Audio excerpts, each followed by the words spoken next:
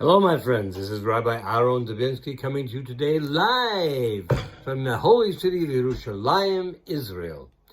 I'm going to set your memories back to a nostalgic moment for those of you who grew up in America. Some of you other ones might remember this as well.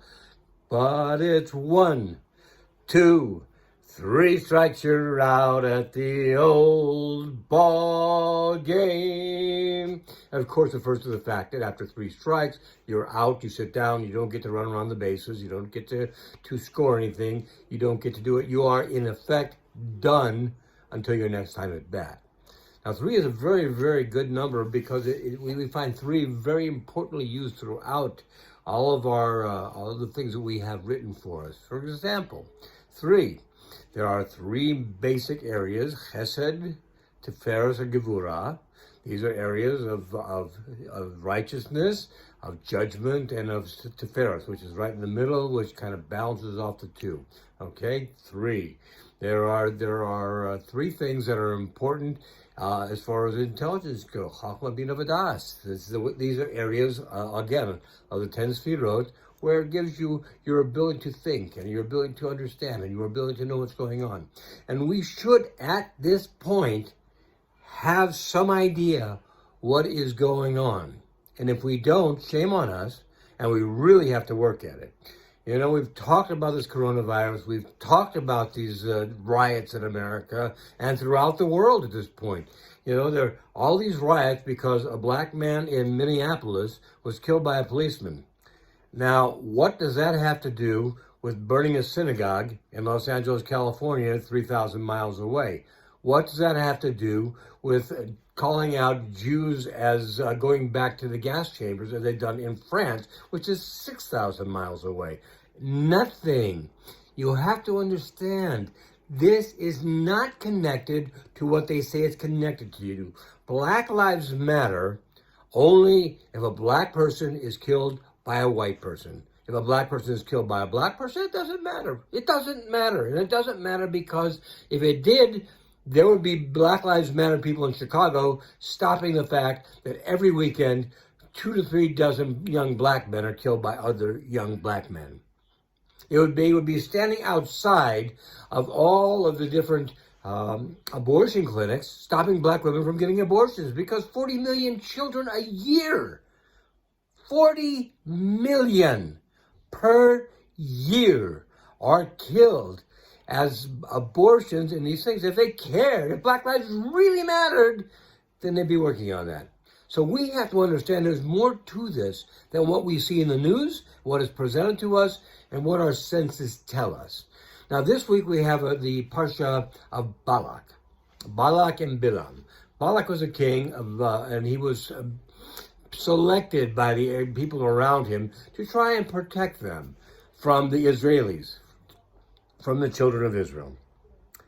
How did he choose to do this? Well, of course, like anybody would do. He went to a sorcerer. He went to Balaam. Balaam was a known sorcerer. It says his magic was as powerful on the bad side, and Moses was on the good side. That's pretty powerful when you think about it. I mean, you have to understand that Moses, speaking of masks, by this time had to wear a mask all the time because his face radiated so much light people could not look at him and talk to him. So he had to wear a mask to cover himself. We wear masks for totally different reasons. Not some of us think it's a good idea, some of us think it's not such a great idea, but we're not going to debate that today. That's something you have to decide based on the information that you have.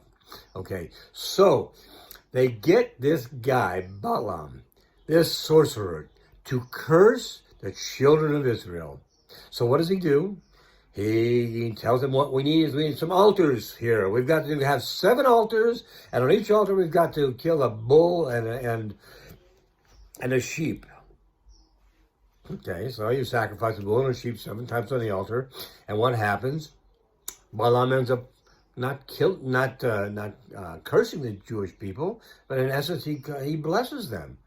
So he says, this is not working here. Let's move to another location. And he says, okay, let's do that. What do I need? What do you need? I need 7 altars with a bull and a sheep on each one.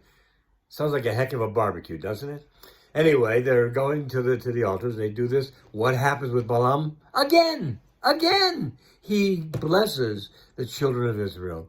But now understand, he warned Balak before he ever did this that I only can say what Hashem puts into my mouth. If he says I can't curse, I can't curse. If he says I must bless. Because you see, unlike Moses, who Hashem called, Balaam was only open to Hashem when he slept. And Hashem happened upon him. As a matter of fact, he says that. Let us hope Hashem happens upon me. So he didn't have the connection that Moshe Rabbeinu had. So he said, what are you going to do now? He said, let's go to another place. Third place. He goes up there to the third place. What do you need?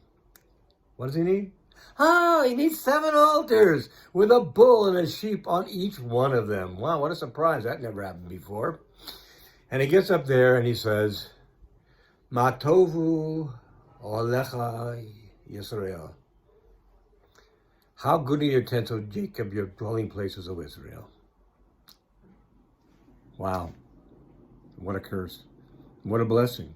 We start every day Shachris with this very thing that this man who came to curse Israel didn't. On the third time, he figured out he couldn't do it. And Balak basically tells him, get the heck out of here and get back to where you are before I get upset and kill you. Okay, so 3 times again. Now, let's fast forward to where we are today. We have had COVID-19. None of us know for sure what to believe, but we have our own beliefs based on our education, on what we've listened to, who we believe, etc., etc. People say it was from China. China's attacking the U.S. Other people say, no, it came from bats. You know, it doesn't matter where you believe it came from. I'll tell you exactly where it came from. It came from Hashem. It came from him, the creator of the universe. Can he do this? Yes, he can do this. Who else could possibly stop the entire world in its tracks? Only he could do that.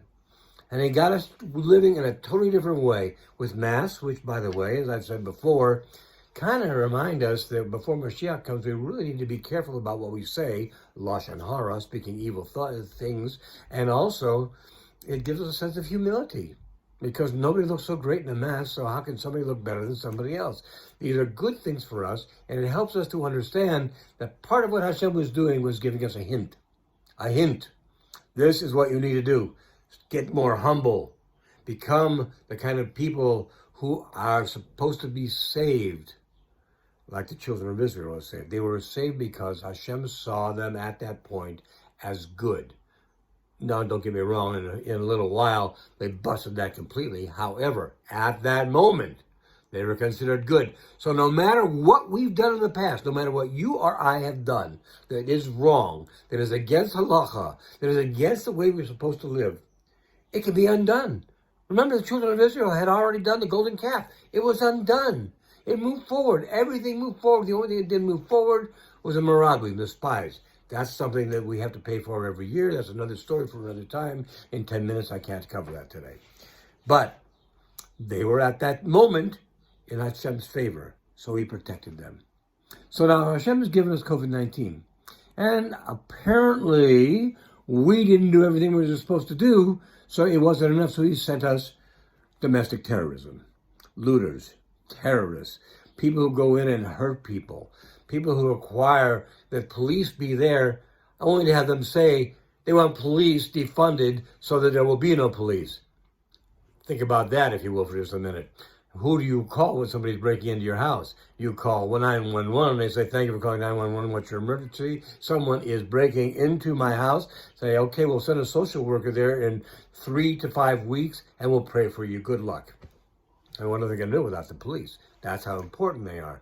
Interestingly enough, the people who say they don't want the police most is the Black Lives Matter group, yet in a country where the population is only 16% of people of color, 40% of the calls go to the black community. So maybe they ought to rethink that one. Okay, so now we have that. That's 2. We have COVID-19. We have terrorism. That's 2 strikes. If we don't get the hint If we don't make the teshuvah we need to make, if we don't change our lives, change the world the way it needs to be changed, there's another pitch coming. Could be strike 3. What is it?